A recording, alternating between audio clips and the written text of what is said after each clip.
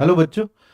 2023 के पेपर 2 के अंदर जो सबसे मुश्किल सवाल था वो क्वेश्चन मैं आपको बता रहा हूँ। ऐसे क्वेश्चन आजकल आईआईटी वाले बहुत पूछने लग गए हैं जिसके अंदर मैट्रिसेस का यूज़ किया जाता है विद परमुटेशन या मैट्रिसेस का यूज़ किया जाता है विद प्रोबेबिलिटी।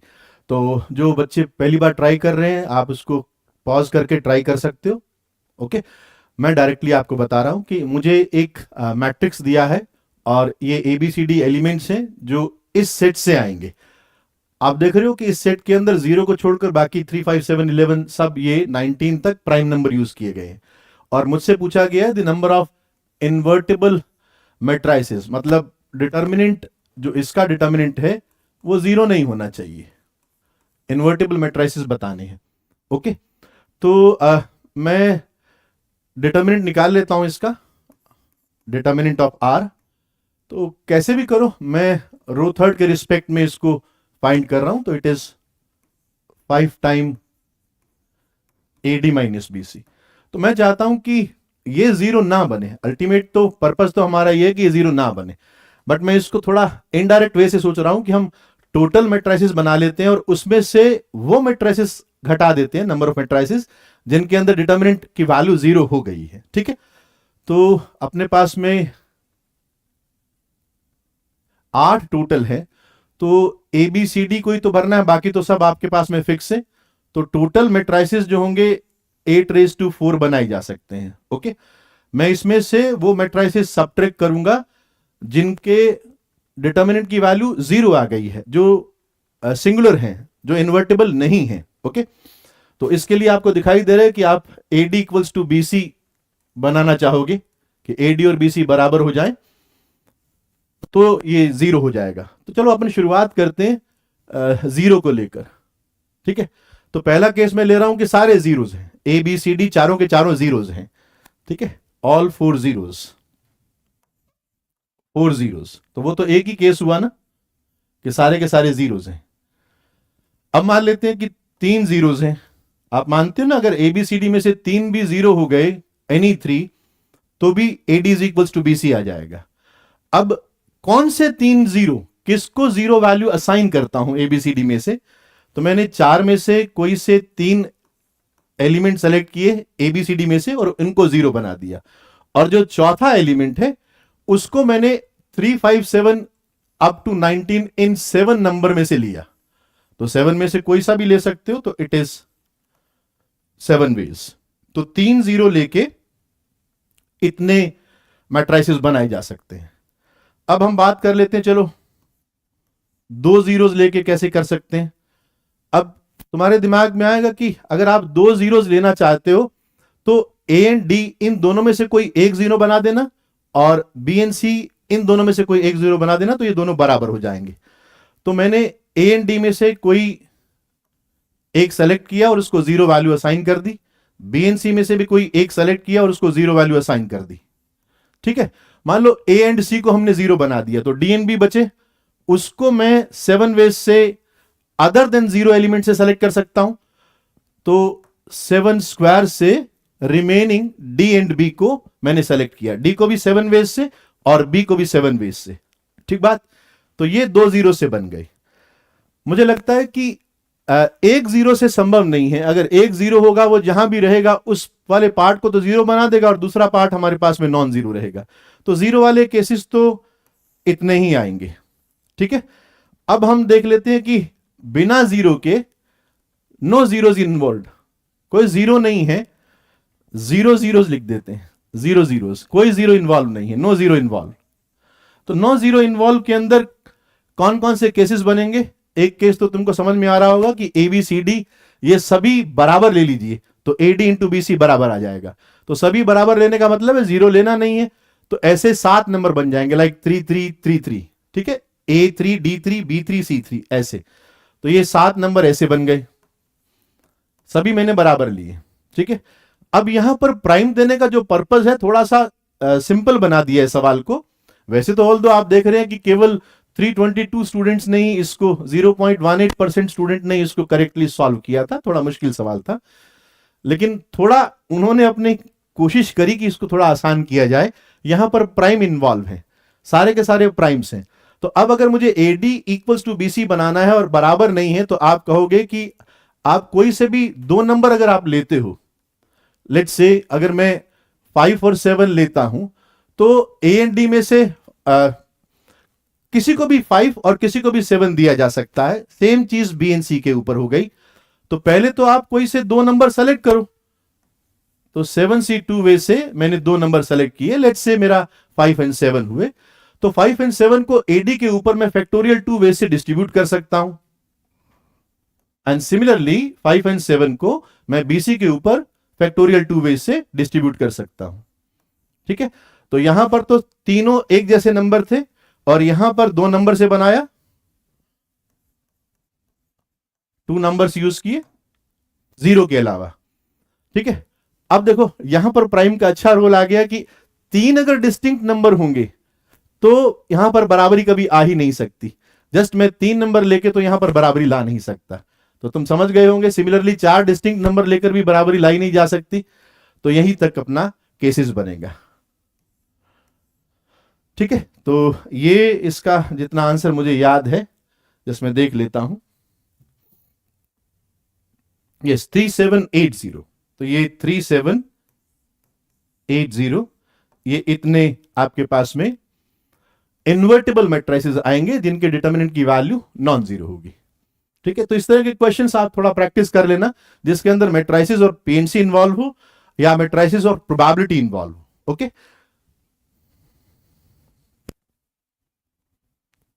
ये क्वेश्चन देखो बच्चों, ये पेपर 1 में 2023 के अंदर ही आया था, और ये क्वेश्चन भी मुझे जितना याद है 350 के अराउंड बच्चों ने ही करेक्ट सॉल्व किया था।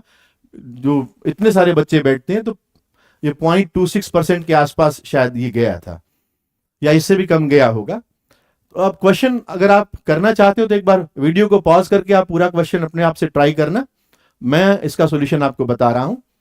तो इसमें क्या दिया हुआ है कि कोई प्लेन दिया हुआ है और सेट S दिया है, जिसके अंदर सेट S क्या है, इन वेक्टर्स का सेट है, alpha i beta j gamma के, जहां पर alpha square plus beta square plus gamma square ये 1 दिया हुआ है। तो तुम मुझे लगता है ये इमेजिन कर सकते हो कि अगर ऐसा है तो ये जो सारे जो ये पॉइंट्स हैं, अगर मैं इनको 3 डायमेंशनल स्पेस के अंदर पॉइंट कंसीडर करूं, अल्फा बीटा गामा को पॉइंट कंसीडर करूं, तो ये सारे के सारे पॉइंट्स एक स्फीयर पर लाई करेंगे, ऑन ए स्फीयर, जिसका सेंटर आपका ओरिजिन होगा और रेडियस 1 यूनिट होगा। ठीक है, since alpha square plus beta square plus gamma square equals to 1 दिया हुआ, तो they all lie on a sphere of radius 1 unit. Okay, अब ये कह रहा है कि ये जो अल्फा बीटा गामा है, उनका इस प्लेन से डिस्टेंस 7/2 है। एक तो ये बात कही, फिर उसने 3 वेक्टर्स डिफाइन किए, UV and W, 3 distinct vectors हैं इन S, इसके अंदर let's say alpha 1 beta 1 and gamma 1, ये आपका लेट्स से वेक्टर U हो गया। और इसी तरीके से आप vector V and vector W को भी आप इमेजिन कर सकते हैं कि अल्फा 2 बीटा 2 गामा 2 एटसेट्रा होगा। सिंस वो इसी के ही पार्ट है, तो UV W जो है उसी स्फीयर के ऊपर लाई करेंगे। एक बात तो ये हो गई। ठीक है, और दूसरी बात तुम ये भी देख रहे हो कि सिंस ये आपको 1 दिया हुआ है, तो मैग्नीट्यूड 1 है, तो ये UV W ये तीनों यूनिट वेक्टर्स होंगे। UV W ये तीनों आपके पास में यूनिट वेक्टर्स आएंगे। मोर ओवर, अब देखो क्या बात कही है कि इन तीनों का जो डिस्टेंस है, क्योंकि ये अल्फा बीटा गामा पॉइंट तो बना रहे हैं, जैसे वेक्टर U अगर मैं कहूं तो अल्फा 1 बीटा 1 गामा 1 पॉइंट बना रहा है। तो चूंकि सभी पॉइंट्स का इस प्लेन से डिस्टेंस 7/2 है, तो जो U V एंड W से जो पॉइंट स्फीयर पर लाई किए, उन तीनों पॉइंट का इस प्लेन से डिस्टेंस 7/2 है। तो कहना क्या चाह रहा है कि जो इसको यूं देखो कि जैसे ये स्फीयर है, ये स्फीयर है, और इसके ऊपर वो 3 पॉइंट है जिनको आपने वेक्टर U और vector V and vector W से डिनोट किया है। ठीक है, और इस स्फीयर का सेंटर आपके पास में 0 0 0 है, रेफरेंस ओरिजिन है, और they all are unit vectors. अब चूंकि 3 पॉइंट्स हमेशा एक प्लेन में लाई करते हैं, तो अगर मैं इन तीनों पॉइंट को ज्वाइन करके एक प्लेन फॉर्म करता हूं, तो तुम ये कह सकते हो कि ये जो प्लेन होगा और जो गिवन प्लेन है वो दोनों प्लेन पैरेलल होंगे। ये √3x + 2y + 3z = 16 वाला, ये जो प्लेन है √3x + 2y + 2z = 2z है या 3z? 3z 3z = 16, ये प्लेन इसके पैरेलल होगा। ये बात समझ में आ गई होगी, क्योंकि डिस्टेंसेस इसका इसका इसका या जितने भी इस पे लाई कर रहे हैं स्फीयर के ऊपर, उन सब का डिस्टेंस, क्योंकि यूवीडब्ल्यू भी तो स्फीयर पे लाई कर रहे हैं, तो ये जो प्लेन बनेगा ये प्लेन उसके पैरेलल जाएगा। पहली बात तो ये हो गई। और फिर उसने एक इंफॉर्मेशन और दे दी, ये इंफॉर्मेशन दी कि ये जो है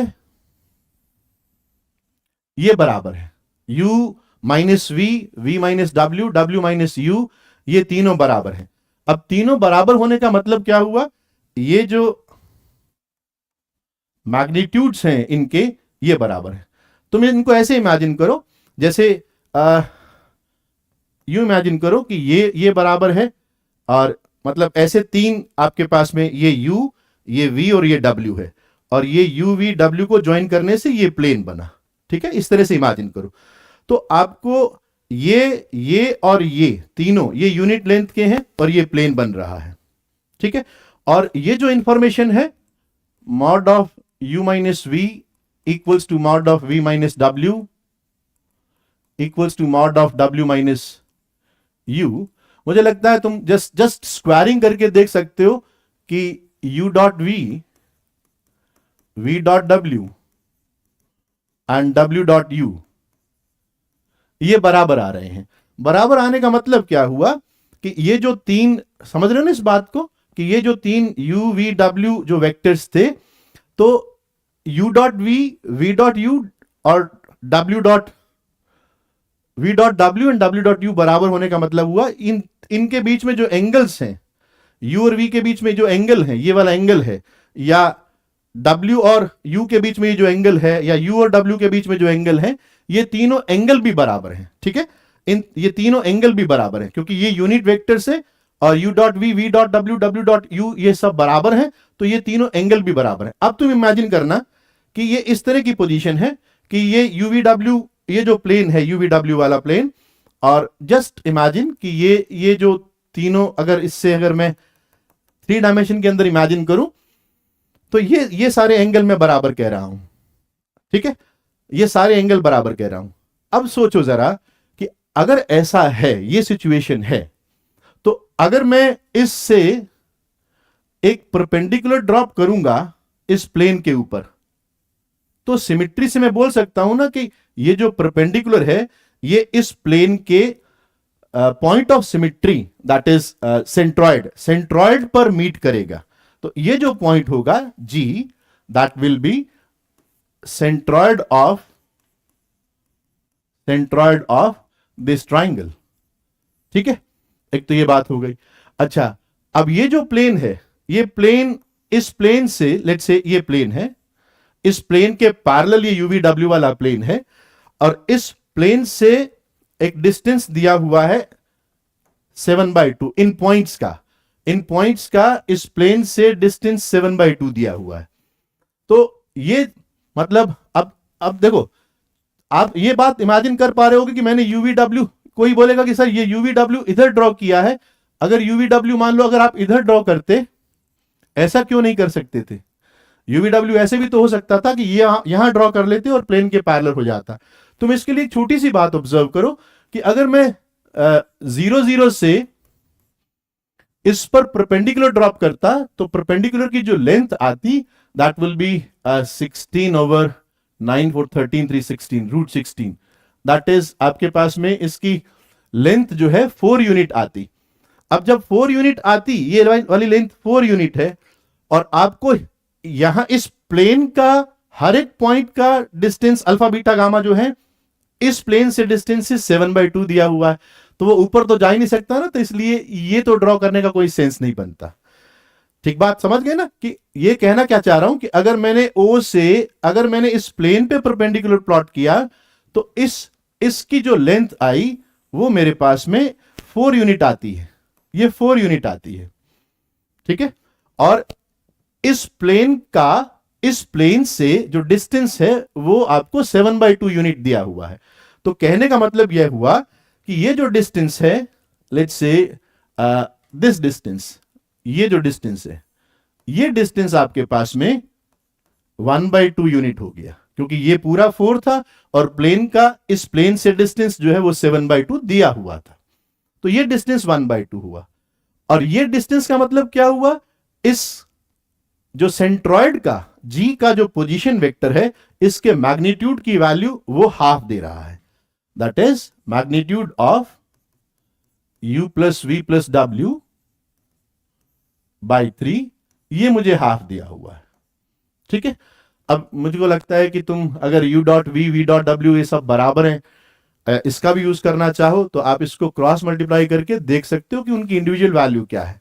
u v w unit vectors हैं, उधर ले गया स्क्वायरिंग कर दिया, तो u square plus v square plus डब्ल्यू square 3 plus twice of sigma u dot v is equals to 9/4। तो यहां से सिग्मा u डॉट v की वैल्यू आ गई 9/4 माइनस 3/4, दैट इज -3/8, ठीक है। और मैं पहले ही बता चुका था कि ये एंगल बराबर होने से और या जो गिवन इंफॉर्मेशन है उससे हम देख सकते हैं, गिवन इंफॉर्मेशन से देख सकते हैं कि u dot v, v dot w और w डॉट u सब बराबर है। तो यहां से आप इंप्लाई कर सकते हो कि इन तीनों की जो इंडिविजुअल वैल्यू है u dot v, v dot w and w dot u, इन तीनों की वैल्यू सम तो -3/8 और तीनों बराबर हैं तो सबकी वैल्यू -1/8 के बराबर हो गई, ठीक है। तो u dot v, v dot w, w dot u इन सबकी वैल्यू बराबर है, इट कम्स आउट -1/8। अब आपको फाइनली उसने ये पूछा कि अगर मैं uvw को से पैरेललोपिपेड बनाता हूं तो उस पैरेललोपिपेड का वॉल्यूम क्या होगा। मुझे लगता है कि आपको ये फॉर्मूला तो मालूम होगा कि पैरेललोपिपेड का जो वॉल्यूम होगा, volume that will be u v w का बॉक्स, ये तुमको मालूम है, ठीक है। अब एक 2012 के अंदर भी एक बार क्वेश्चन पूछा गया था और ये एक वेल नोन रिजल्ट है कि UVW का जो बॉक्स होता है उसका स्क्वायर, मतलब वॉल्यूम का जो स्क्वायर है, that comes out determinant of u dot u, u dot v, u dot w and w dot u, w dot w, u v कर दो ना, v था, तो this is v dot u, v dot v, v dot w and w dot u, w dot v। अब तो काम आसान है, इसके अंदर सिर्फ वैल्यू रखनी है, तो मेरे हिसाब से this determinant will become 1 -1/8 -1/8 -1/8 1 -1/8 and this is -1/8 -1/8 1। तो यहां से तुमको वॉल्यूम का स्क्वायर मिल जाएगा, ठीक है। वहां से आप उस डिटर्मिनेंट को तो सॉल्व करना इजी है, तो वो सॉल्व करके तुम फाइंड कर सकते हो। मेरे पास आंसर लिखा हुआ है, दिस कम्स आउट, जो इसकी वैल्यू जो पूछी है, दिस कम्स आउट 45, ये था। तो आप देख रहे हो कि बहुत अच्छा सवाल था ये 2023 के अंदर, पेपर 1 के अंदर। तो इसके अंदर थोड़ा सा विजुलाइज करना जरूरी था, मतलब दैट विल हेल्प यू। अगर आप ये विजुलाइज कर लेते हैं कि ये जो तीनों पॉइंट UVW वाले हैं, ये जिस प्लेन पर लाई करेंगे वो प्लेन उस प्लेन के पैरेलल आएगा, और उसके बाद में तो सिमेट्री से जो आप बता सकते हैं कि जो डिस्टेंस ओरिजिन से उस प्लेन का होगा वो उसके सेंट्रॉइड पर जाकर उसको foot of the perpendicular meet करेगा, और वो डिस्टेंस हाफ आके अपना पूरा सवाल बन गया। तो बच्चों ऐसे सवालों की प्रैक्टिस जरूर कर लेना, बिकॉज बहुत हाईली एक्सपेक्टेड है 2025 के अंदर बहुत अच्छे सवाल आपसे पूछे जाएं। तो फिर आगे मिलते हैं कुछ अच्छे क्वेश्चन के साथ में। Love you all, thank you.